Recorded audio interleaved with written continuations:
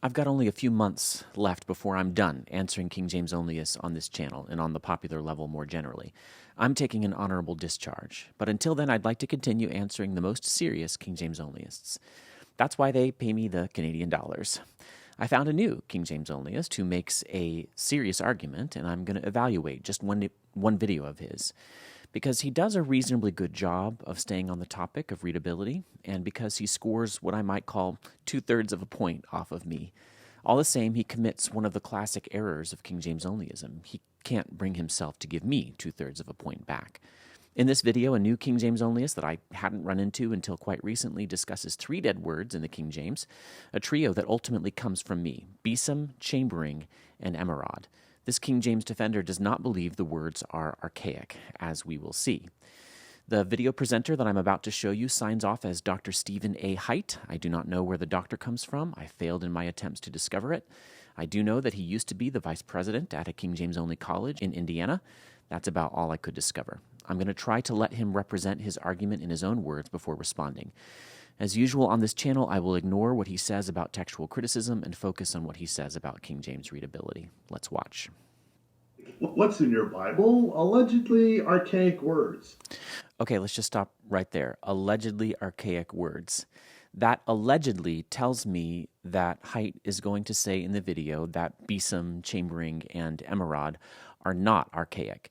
He goes on to quote and actually show my good friend, Canadian apologist Wes Huff, who is actually quoting me in my book, Authorized the Use and Misuse of the King James Bible, when he uses these 3 words, besom, chambering, and emerald. Huff says, the Bible needs to be updated. There are words in the King James.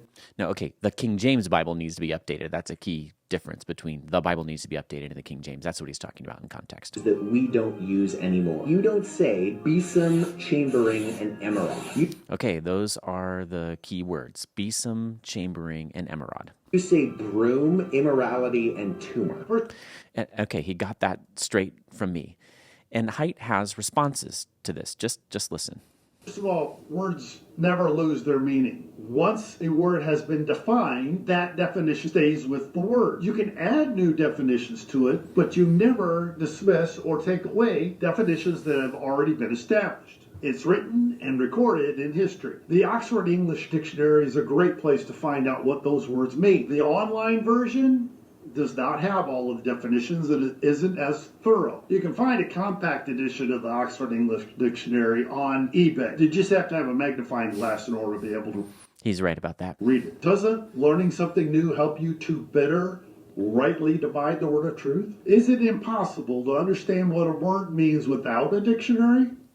Okay, let's go through a couple claims here. The easy one first. Height doesn't appear to be aware that the online Oxford English Dictionary is actually fuller and more up-to-date than the 2-volume printed edition that he shows, and I actually have that same edition on my shelf over there. He must have found the free online version. You know, there are multiple Oxford dictionaries.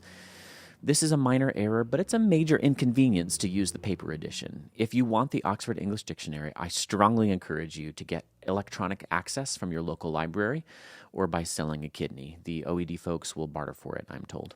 More significantly, what does it mean that words never lose their meaning? This is the kind of statement that is, in a way, true, but not in a useful way. Here's what I mean. The very OED he's holding repeatedly marks various words and senses of words as regional, archaic, or obsolete. What does this practice mean? Why do lexicographers do this? It means what we all can't not know, that when Shakespeare wrote in Henry VI, Part 2, "Great lords from Ireland am I come amain, to signify that rebels there are up," he used a dead word, amain. It meant full speed at that time and in that context. But no one says amain anymore in normal speech. No one writes it, even in formal writing. I checked. It's a dead word. Every single sense for this word in the OED is marked either archaic or rare or obsolete. And why? Because it's the OED editor's job to listen to and read the way people actually speak and write English, especially the latter, writing, and to make a judgment call to aid writers and readers. If you use amain, hardly anyone will know what you mean. And if they do, they're weird. That's what the OED editors are trying to tell you. The word amain hasn't lost its meaning in the sense that the OED no longer records it. No, the OED has every English word there is, practically speaking. People can look up amain if they know where to go. But amain has quite literally, and in its most useful sense, lost its meaning. People don't know it. The word is not high, it's old. The word is not alive, it's dead. It has no meaning, not in contemporary English. I used a Shakespeare example, but this kind of thing is true of plenty of King James words. They are dead. And a huge emphasis of my work on King James English has been to argue that height is wrong to say once a word has been defined, that definition stays with the word. Yes, again, it may be in the dictionary, but what good is that to me as a King James reader if I don't even realize that I'm misunderstanding a given word because of language change? False friends are King James words that we still use in modern English, like conversation. But we don't use conversation in the senses in which it appears in the King James, so the proper definition did not stay with the word. Does this make sense to you? Height is trying to set up an argument for why King James words, besom, chambering, and emerald, are only allegedly archaic. But his argument goes way too far. Words never lose their meaning, he says. But the same could be used to insist on the exclusive use of the Latin Vulgate. But nobody knows Latin, says the plowboy. Ah, but we have Latin dictionaries, Height might reply. Those words have never lost their meaning. Progediamer. In order to rightly divide the word of truth, one must always consider the context. Let's see if you can guess what besom means by the context. Isaiah 14:23. I will also make it a possession for the bittern and the pools of water, and I will sweep it with the besom of destruction, saith the Lord of hosts. I will sweep it with the besom. You can't tell what that word means? Now, I couldn't. I didn't know what a besom was. I wasn't smart enough to figure that out. I can sweep things with destruction, using various implements. You can sweep a whole, army with your machine gun, right? I did not figure that out. besom is one of the most used words to tell you how archaic the King James Bible. He's right. And I think that's coming from me. I don't know who else uses besom like I have done. Bible is, so as to take it out of your hand. Were you able to understand what besom was by the context? No, I wasn't. Here's what's ironic. With all of the scholars and everybody saying, well, besom is an archaic word, we need to update and make a new translation of the King James because no one knows that besom means broom. By everyone doing that, they're educating everybody as to what besom means. Okay, isn't this rather a stretch? Maybe among the people who pay attention to such discussions, they've learned this particular one, but we'd have to go on and talk about all of the dead words in the King James in order for this to work. In other words, they're making it so that the word's not necessarily archaic, or at least... No, there aren't enough people involved in the King James only debate for the Oxford English Dictionary lexicographers to come back to this word besom and say, no, it's no longer archaic. And we'll talk about that. We'll talk about the OED's entry on the word besom in a bit. It's not known. Now let's say by chance you cannot tell what that word means, even by the context. Look it up in a dictionary. So what happened?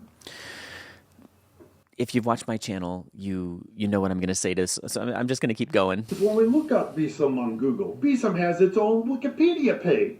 Looks like a besom is a specific type of broom. Stick in the middle, twigs or straw around the end. Look. He's right about that. Look at this. A website uses the term besom, defining it as being a witch's broom. It's even represented in cartoons.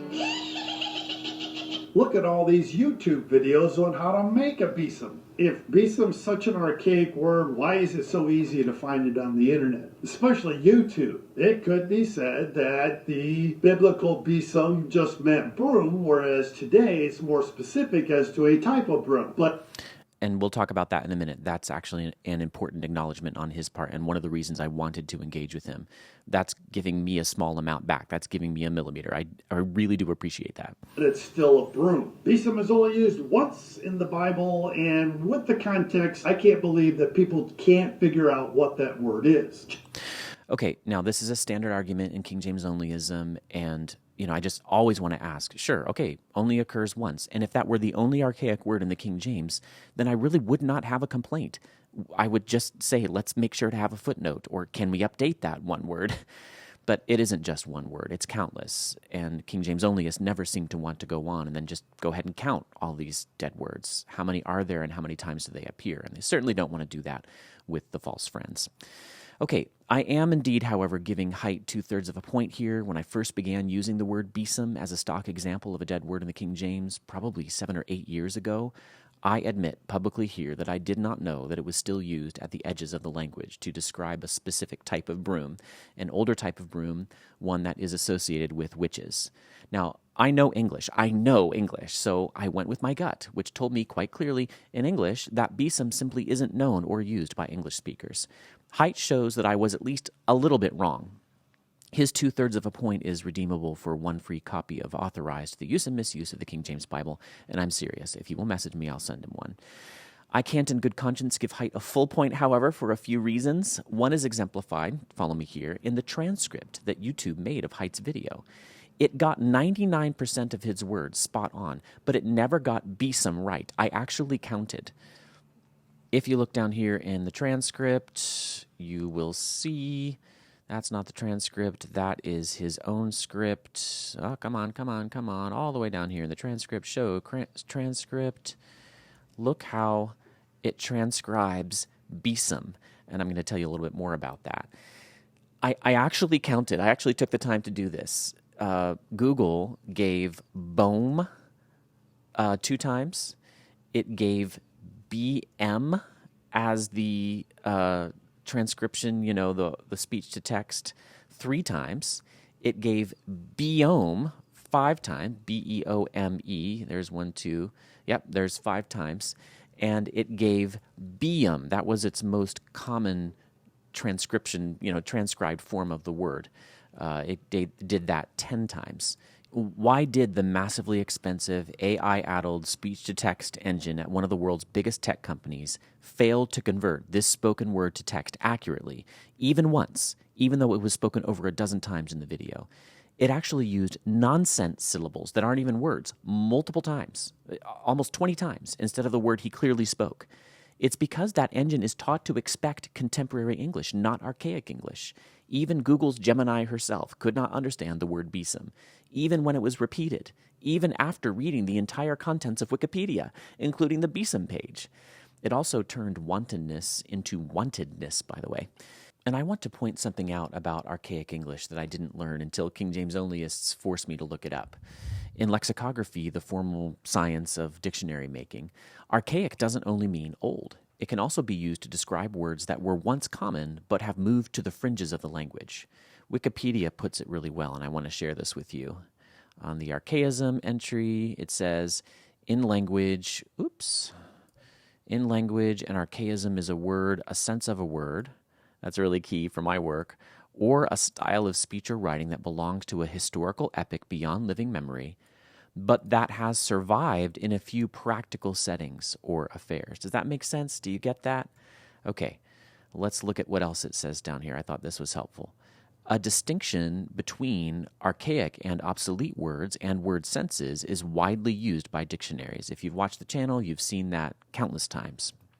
An archaic word or sense is one that still has some current use, but whose use has dwindled to a few specialized contexts, outside which it connotes old-fashioned language. Isn't that helpful?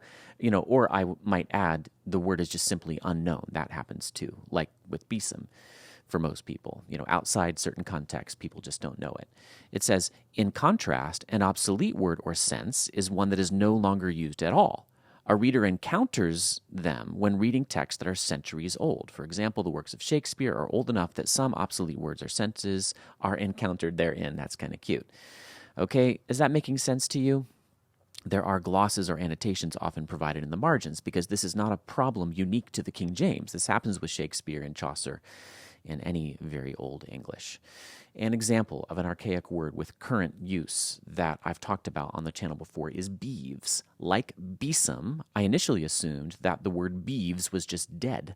But when I made a video about beeves, I learned from commenters that ranchers still use this word. Height actually tells viewers in his video why besom and beeves, although he doesn't mention that latter word, should not be used in a Bible translation anymore. Did you hear him say this? He acknowledged that besom in the King James just meant broom, whereas today it's more specific as to a type of broom.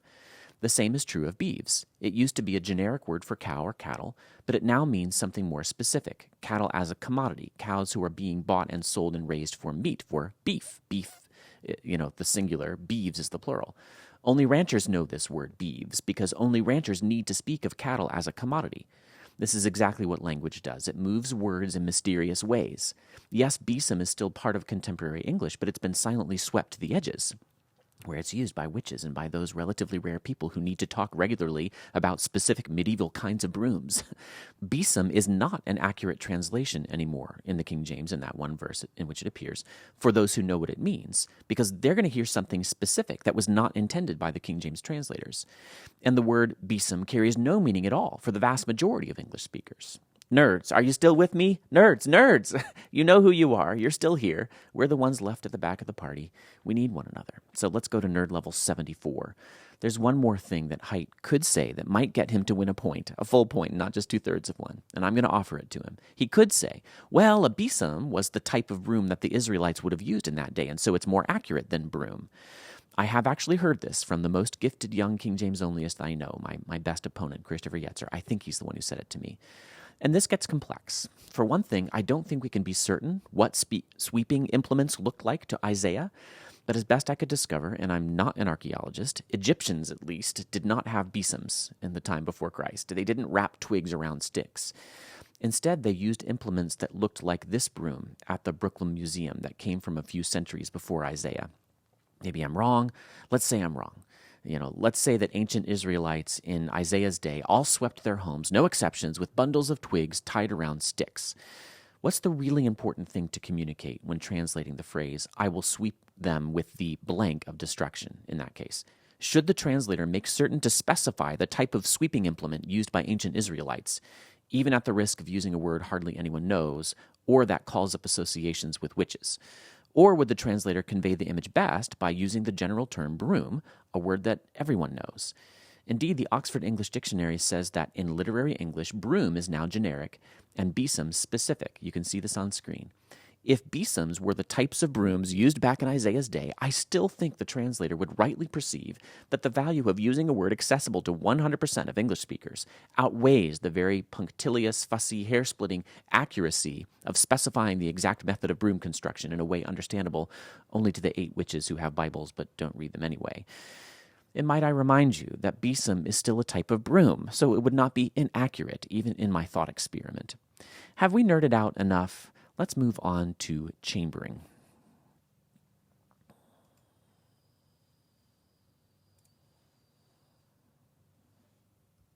Chambering, Romans 13:13. Let us walk honestly as in the day, not in rioting and drunkenness, not in chambering and wantonness, not in strife and envying. The context gives you that this is a negative connotation.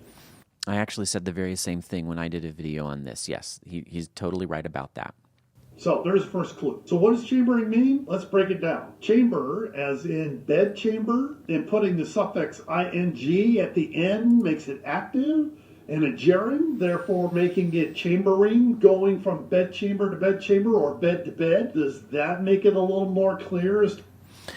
When he said this, I was actually thinking to myself, I'm not totally sure it does make it more clear. That's why he had to put adultery and fornication on the screen right there. To what it is. Now that you've got that picture, which is more accurate, chambering or immorality? Now, going from bed to bed is immoral, but so is lying, stealing, kidnapping. Is the verse talking about lying, stealing, kidnapping? No. So chambering is a little bit more specific, a little more accurate.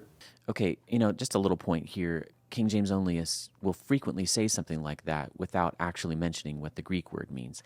In this case, he's actually onto something as long as you catch all those connections. Chambering is more, I would just say not more accurate, but closer to what the Greek says, because it actually does use a word for beds. I talked about this in the video where I talked about chambering. In any case, however, let's go on. But in 1611, besom, chambering, and emerald meant broom, immorality, and tumor. No, he didn't mention wantonness. Wantonness is being lewd or lasciviousness. Well, this fits perfectly with the context of chambering. And it tells you specifically that this wasn't other immoral acts. Again, is there a problem with using a dictionary? I think there is a problem with using a dictionary. If contemporary English has a sufficiently accurate word, people should not be forced to read instead an archaic word that requires a dictionary. The whole point of translating is to put the Bible in the language of the people, of the plowboy. Exceptions may need to be made for especially obscure things like frankincense, or carnelian that the plowboy doesn't know about. Those are obscure words, however, because they're labels for obscure and uncommon things. But immorality is not an uncommon thing, unfortunately, and we therefore have a word for it in contemporary English. Chambering, in that sense, is simply not part of our language anymore. The OED says that it is chiefly historical. When it does get used still, it's generally in quotation of Romans 13:13 in the King James. People do not know what this word means. Now, is Haidt right to say that immorality is too general, just a little bit even? He surprised me here. This hadn't occurred to me, and I'd almost give him a point if he didn't just defend the use of a word that no one knows anymore. What Haidt said about immoral is that it refers to any behavior that's not moral, and therefore isn't as accurate as the more specific chambering, which is specific to adultery and fornication. This is the only time I can ever remember the New Oxford American Dictionary letting me down. It's true that in that dictionary, immorality means that someone is guilty of not conforming to accepted standards of morality.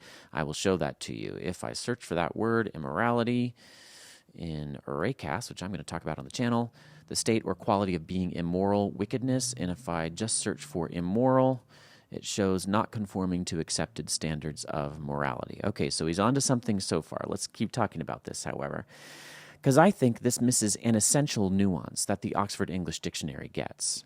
Immoral quality, character or conduct, violation of moral law, wickedness, viciousness, now often used specifically of sexual impurity. It's that parenthetical remark that the New Oxford American Dictionary missed, as did Haidt. And I just have to say again, the NOAD hardly ever does this. This is the only time I can remember right now that it missed something like this. It's usually very highly attuned to the way people use language. Haidt, I'm sorry, is simply not correct here. Immorality is the right word to choose in today's English, just as chambering was in 1611. Again, I'm not saying they got it wrong. This is where Haidt would win points if he would just give me 2/3 of a point, however. Why doesn't he simply and clearly acknowledge that chambering is archaic English? He seems to suggest that people can figure out what it means, but why would that have to happen? Only if the word is archaic or otherwise obscure. Now on to an unpleasant topic, emerods. Emerods, tumors or hemorrhoids, okay? Do you know what they are now? Oh, I wonder what golden hemorrhoids look like. Not really. Okay, yeah, this is uncomfortable. I don't like talking about this sort of thing, but here we go. Haidt is right in what he's just said. But look at the Oxford English Dictionary page on emerods. Look at the dagger symbol next to the main entry. That is the symbol meaning obsolete. The word is labeled obsolete, too, explicitly. I believe emerod should probably be called an obsolete spelling of hemorrhoids. You go to seminary and you learn about the Bible. You don't think you're going to end up making videos about this topic, but here we are. Now, I was actually wrong about this in my early work. Emerod did not mean tumor. I misled Wes Huff. I'm sorry about that. It meant a specific kind of tumor, hemorrhoids. I got this wrong because it simply never occurred to me, despite my love for language, despite my love for etymology, despite my love for spelling since I was a very small child. It simply never occurred to me that this was an archaic spelling of a word that I knew from contemporary English. You see, emerod is not like show versus show, S-H-E-W versus S-H-O-W. That's an archaic spelling that's close enough that I think people can often figure it out. I mean, I did. I missed the connection between emerod and hemorrhoid, however, and I really doubt many others are getting it.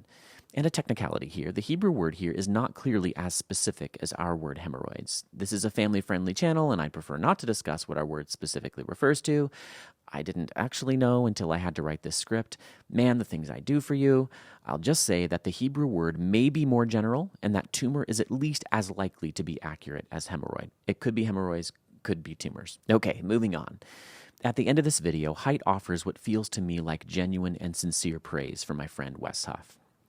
Haidt kept things measured and straightforward. There was no ad hominem in this video. He wasn't nasty or derisive. I wish I had run into Stephen A. Haidt earlier. If I must disagree with a fellow Christian, I prefer to interact with responsible Christians who don't fly off the besom handle all the time. But I can't ultimately say I'm persuaded by Haidt's viewpoint, despite awarding him 2/3 of a point, which is redeemable either for that book or at a Dairy Queen that is unfortunately now closed. Far from being persuaded, I'm still just kind of dumbfounded. Even after all these years working on King James Onlyism, the 3 words that were discussed in this video are not allegedly archaic. They are archaic. Besom is on the fringes of the language, which is a textbook kind of archaism. Chambering is dead as a dognick. Emerald is an archaic and obscure spelling. And these are not merely subjective judgments. They are the judgments of the very lexicographers to whose authority Hite appealed in his video. He was literally holding a refutation of his arguments. If only he'd opened the pages. I have opened the pages. I have appealed to the ultimate lexicographical authority in English, literally the greatest dictionary in the history of the universe. But when I say that certain King James words are archaic, I feel like I shouldn't have to cite authorities. I shouldn't have to cite the OED to tell you that chambering isn't part of our English anymore. I feel like I'm having to argue for the most obvious possible thing on the planet, something every English speaker knows deep in his or her appendix. It's just that some people have had their appendixes out, and I guess some others have had their appendixes burst. That's where I come in, emergency appendix reconstruction. Final note. In the last moments of his video, Hite trips right over the most ironic possible King James false friend. Watch his video. Can you find it?